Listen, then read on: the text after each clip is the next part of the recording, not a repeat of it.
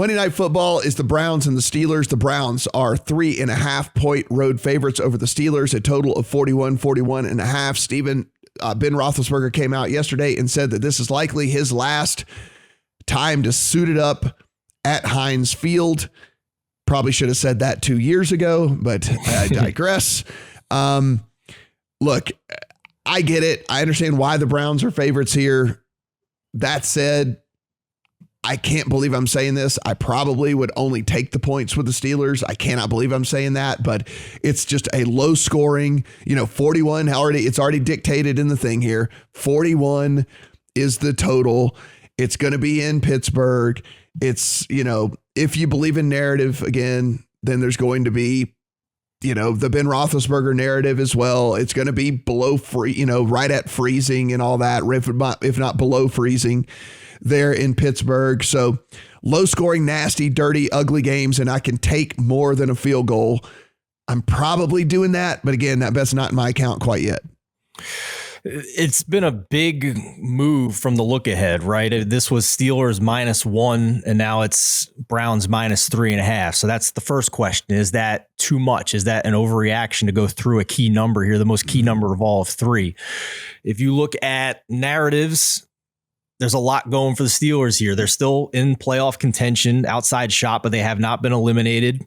It's Ben Roethlisberger's last game. He's made that clear to not only the public, but his team at this point. So they're going to be playing hard for him.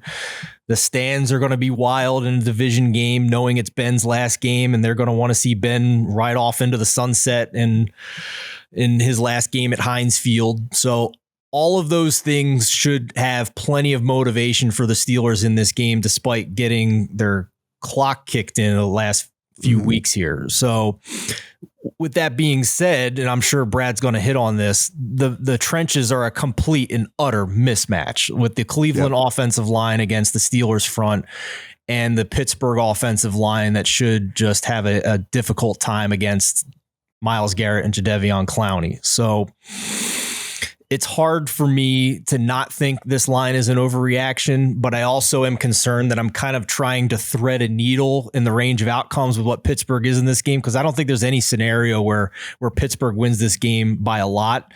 And I think the market has properly sniffed out that the Browns really got unlucky in that game against the Packers a week ago. If not for some kicking woes and Baker throwing 4 picks, they probably should have won that game against the Packers after rushing for 200 yards and for whatever reason not continuing to run the ball. So I just can't decide if 3.5 is too much at this point, if it was too much of a move.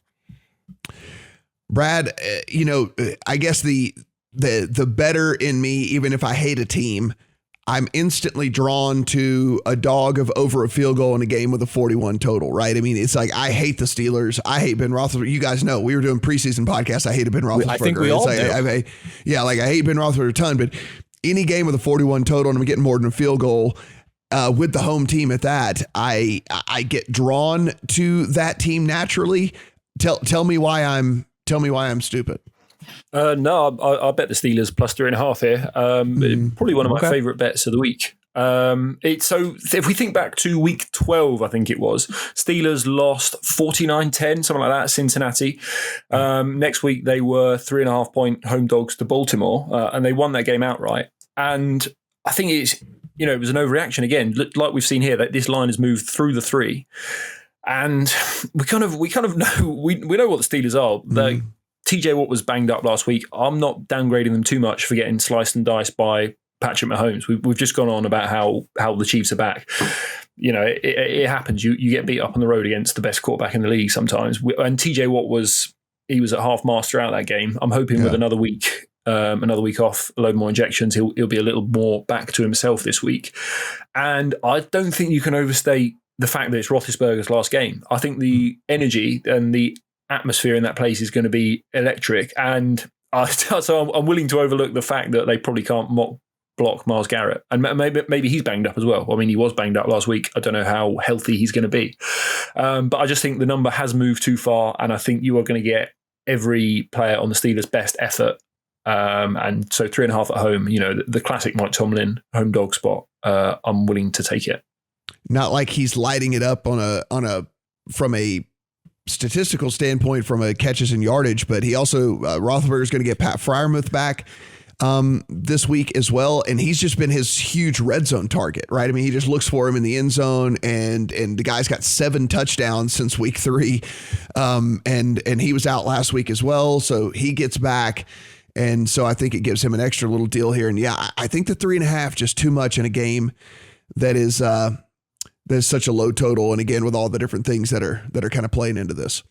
Guys, as always, everything we do absolutely free. So if you're watching us on YouTube, go ahead, hit the subscribe button. Do appreciate you doing that. On the podcast side of things, if you subscribe, rate, and review, let everybody know that this is the podcast we listen to each and every week whenever it comes to NFL breakdowns. Do appreciate that as well. We're going to be here through the Super Bowl. So this isn't, we aren't winding down quite yet. I cannot believe that it's already week 17 of the NFL. That is for damn sure. And we're going to be monitoring all of this craziness. Listen, guys are going on the COVID list as we're doing this podcast. Like, there's guys going on, guys coming off, all of this. So join the Discord channel. If you haven't, go to the lines up in the upper right-hand corner. There's the little Discord logo. Get in there. We'll try to be breaking down this stuff in the Discord channel in real time as much as we can. So be sure and get into that community as well with all of this. For Brad, for Steven, I'm Matt. Talk to you guys next week.